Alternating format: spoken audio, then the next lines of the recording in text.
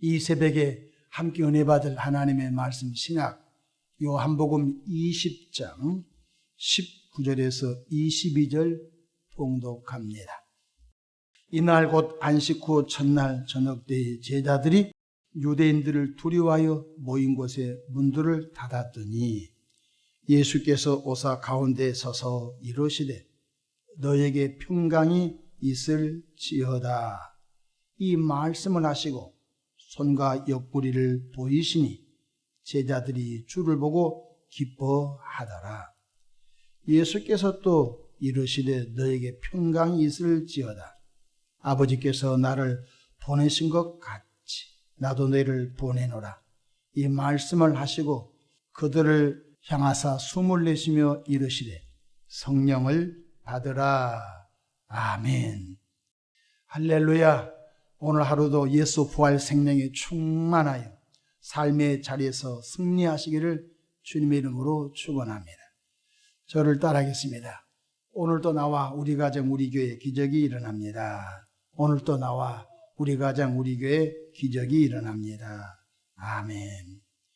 저는 본문 말씀을 통하여 부활하신 예수님의 메시지라는 제목으로 함께 은혜를 받고자 합니다.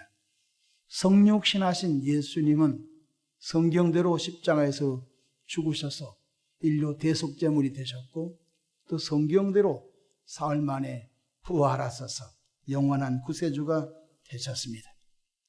예수님은 자신을 이렇게 소개했습니다. 요한복음 12장 24절에 내가 진실로 진실로 너에게 이르노니 한 알의 밀이 땅에 떨어져 죽지 아니하면 한 알 그대로 있고 죽으면 많은 열매를 맺느니라고 말씀해 주셨습니다.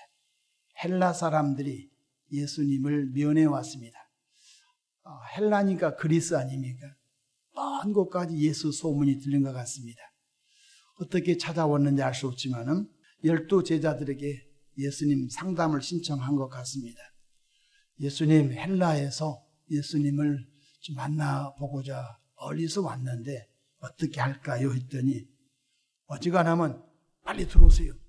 그분들 멀리서 오신 분들이니까 모든 스케줄을 정리하고 그분들을 아마 영접해야 세상적 이치일 것입니다. 그런데 예수님께서 헬라에서 온 사람들 만나지 않았습니다. 이 말을 전해주어라. 바로 요한복음 12장 24절 말씀입니다. 내가 진실로 진실. 사복음서에 예수님께서 강조하고 싶을 때는 진실로 진실로 두 번씩 말씀하십니다. 한 알의 밀이 땅에 떨어져 썩어 죽지 않으면 한 알 그대로 있고 죽으면 많은 열매 맺느니라. 이 말씀을 전해주라고 했습니다. 그렇습니다. 예수님께서는 한 알의 밀알처럼 대속제물이 되어주셔서 그 예수 믿는 자에게 영원한 생명, 예수 부활을 믿는 자에게 영원한 부활의 생명을 선물로 주신 줄로 믿으시기를 바랍니다. 그렇습니다. 예수님께서 자신의 몸을 온 인류를 위한 대속제물로 내어놓으심으로 믿는 자에게 제 용서함의 은총, 거듭남의 은총, 또 구원받아 하나님의 자녀가 된 은총, 또 천국 백성의 은총, 영원한 부활의 생명의 은총, 영생의 은총. 은총은 선물이죠. 우리 힘으로 제 용서 받을 수 없습니다. 대속되신 예수 피값으로 우리가 제 용서함 받았습니다. 우리 스스로 하나님 앞에 갈 수가 없습니다. 제 용서함 받은 우리가 신분이 마귀 자녀가 하나님의 자녀로 어둠의 자식이 빛의 자녀로 거듭났기 때문에 하나님을 아빠 아버지라 부를 수 있는 것입니다. 뿐만 아니라 지옥 백성이 천국 간 것은 불가능합니다. 그런데 예수님을 믿음으로 인하여 지옥 백성이 죄 용서함 받고 용서받은 의인 되어 하나님의 자녀된 우리들이 하나님의 아들 예수 피공로를 통하여 영원한 천국에 가게 되는 것입니다. 오늘 본문 부활하신 예수님께서 안식 후 첫날 저녁입니다. 제자들이 유대인들을 몹시 두려워하여 방에 숨어서 문을 꽁꽁 고르지 않고 유대인들이 예수 제자들 어디니? 그 예수 제자들도 십자가에 못 박여 죽이자. 그래서 제자들이 두려워서 꽁꽁 숨고 있을 그때에 예수님께서 나타나셨습니다. 안식 후 첫날, 그러니까 부활하신 그날 새벽에 막달라 마리아를 만나주시고 그날 저녁에 제자들이 있는 곳에 나타나셨습니다. 그런데 부활하신 예수님의 첫 번째 메시지가 바로 이것입니다. 19절 말씀 보십시다. 예수께서 오사 가운데 서서 이르시되 너에게 평강이 있을지어다. 첫 번째 메시지입니다. 평강이 있을지어다. 그렇습니다. 부활하신 예수님은 제자들을 찾아갔습니다. 두려움도 있는 제자들, 앞으로 뭐 먹고 사나, 그 화려하고 기사와 이적을 행하신 그 예수님은 없어져 버렸고 막막했거든요. 그런데 그 예수님이, 부활하신 예수님이 자신들이 그 방에 딱 나타나셨거든요. 근데 사흘 전에 무슨 일이 벌어졌죠? 예수님이 십자가 지실 때 바로 제자 베드로는 그 전날 4일 전에 목요일 날 저녁에 예수님을 저주하죠. 어떤 여인이 와서 너도 예수 제자지? 예수 모른다. 너 예수님과 함께 밥 먹은 거 봐. 나 저주한데 예수 모른다. 그런 인생들 아닙니까? 다 뿔뿔이 예수 십자가 못 박혀 죽을 때 다 도망을 쳐버렸습니다. 사도 요한만 빼고요. 그러니 인간적인 감정으로 부활하셔서 너희 놈들 나 배반했지, 나 저주했지, 꿀밤이나 먹어라. 인간의 감정이 그랬을 텐데 예수님은 꾸짖거나 책망하거나 저주하거나 호통을 치지 않고 부활하신 예수님이 다 나타나셔서 첫 번째 메시지가 너에게 평강이 있을지어다. 너에게 평강. 다른 말씀하지 않았습니다. 너들 앞으로 살아간데 돈을 100억을 주겠다 이런 말씀다. 너도 하지 마. 금덩어리를 주겠다 이런 것도 아닙니다. 지혜를 주겠다 그런 것도. 첫 번째 메시지가 너에게 평강이 있을지어다. 예수님께서는 공생의 사역 중에서도 평안을 선언하셨습니다. 예수님은 두 명씩 짝을 지어 예수님이 했던 전도를 제자들에게 시범을 보여주고 이제 너희들이 2명씩 짝을 지어서 전도해 봐라 하셨거든요. 근데 전도의 규칙을 정해 줬어요. 전대나 용돈 가지고 가지 마라. 너희는 옷도 2벌 가지고 가지 마라. 너희는 그냥 있는 그대로 가라. 근데 그때 메시지가 뭐냐면 어느 집에 가든지 평안하기를 선포하라 말씀해 주셨습니다. 누가복음 10장 5절 어느 집에 들어가든지 먼저 말하되 이 집이 평안할지어다 하라. 근데 어느 집에 가든지 하나님의 평안이 이 집에 있기를 바랍니다. 있는데 나가시오. 그러면 나가라. 근데 그 하나님의 평안이 우리 집에 임하면 좋겠습니다. 그러면 그 집에 눌러 앉아라.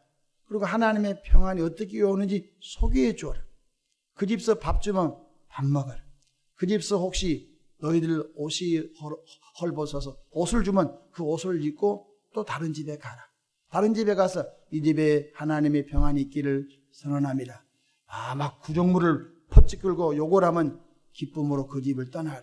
다음 집 갔더니 그 집에 우리에게 그 하나님의 평안을 우리가 원합니다 하거든 그 집에 잠시 머물러서 하나님의 평안을 받는 방법을 알려주어라.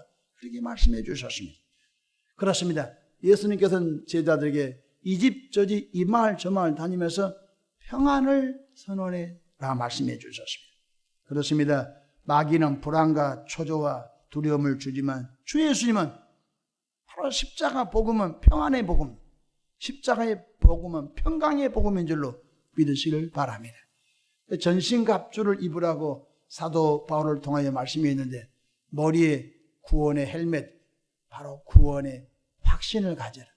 가슴에 의의 흉배, 가슴 흉자, 등배자, 가슴과 등에 바로 마귀 불화살을 맞지 않도록 바로 현대적으로 말하면 방탄조끼, 예수 의의 흉배를 붙여라. 진리의 허리에 띠를 떼라. 평안의 복음에 예비한 신발을 신어라. 예수 믿고 구원받은 분들은 어느 집에 가든지 트러블 메이커가 되면 안 됩니다. 바로 피스 메이커가 됩니다. 평안을 선언하고 평안에 바로 기도하는 자가 되기를 축원합니다. 십자가 지시기 전날 밤에도 예수님은 제자들에게 평안을 선언해 주셨습니다. 요한복음 14장 27절에 평안을 내게 끼치노니 곧 나의 평안을 내게 주노라. 내가 너에게 주는 것은 세상에 주는 것 같지 아니하니라. 너희는 마음에 근심하지도 말고 바로 두려워하지도 말라. 바로 주 예수의 복음은 협박이 아닙니다. 주 예수의 복음은 두려움을 줘서 믿게 한 것이 아닙니다. 주 예수의 십자가 복음은 평안의 복음인 줄로 믿습니다. 평안을 내게 끼치노니 곧 나의 평안을 내게 준다. 세상은 이런 평안을 주지 않는다 말씀해 주셨습니다. 하나님께서 주시는 평강, 평안의 은혜가 개인과 가정과 교회 속에 충만히 임하시기를 축원합니다. 정말로 이 시대에 평안이 어디 있는가 사람들은 헤맵니다. 그래서 이단들이 생긴 것입니다. 이단들은 그럴싸한 말로 사람들을 얽어맵니다. 그러다가 그 이단의 단체가 해산되고 해체되면요, 정말로 그를 따라서 시간과 몸과 물질을 투자했던 사람들이 전부 마지막에 너무너무 마음이 허전해서 자살하는 사람도 있습니다. 십자가의 복음은 그런 복음이 아닌 것입니다. 십자가의 복음은 평안의 복음인 줄로 믿습니다. 그러므로 늘 깨어 기도함으로 생각과 마음이 주님이 주시는 평강으로 충만하기를 주의 이름으로 축원합니다. 빌립보서 4장 6절로 7절에 아무것도 염려하지 말고 다만 모든 일에 기도와 간구로 너희 구할 것을 감사함으로 하나님께 아뢰라. 그리하면 모든 지각에 뛰어난 하나님의 평강이 그래도 예수 안에서 너희 마음과 생각을 지키시리라. 예수 그리스도의 평강이 그래도 예수의 평강이 너희 마음과 생각을 지키시리라. 이 메시지가 오늘 우리의 삶 속에 충만하기를 주님의 이름으로 축원합니다. 부활하신 예수님은 평안을 선포하신 후 성령을 받으라고 말씀해 주셨습니다. 오늘 본문 요한복음 20장 21절로 22절 보십시다. 예수께서 또 이르시되 너에게 평강이 있을지어다. 아버지께서 나를 보내신 것 같이 나도 너희를 보내노라. 이 말씀을 하시고 그들을 향하사 숨을 내쉬며 이르시되 성령을 받으라. 할렐루야. 성령님은 우리를 도우십니다. 성령님은 예수 믿는 우리를 도우십니다. 우리를 위로해 주십니다. 약한 믿음을 믿게끔 믿음을 더해 주십니다. 또 은혜와 은사를 주셔서 이 험한 제약된 세상 속에서 하나님의 나라를 세워가는 일에 우리를 사용해 주신 것입니다.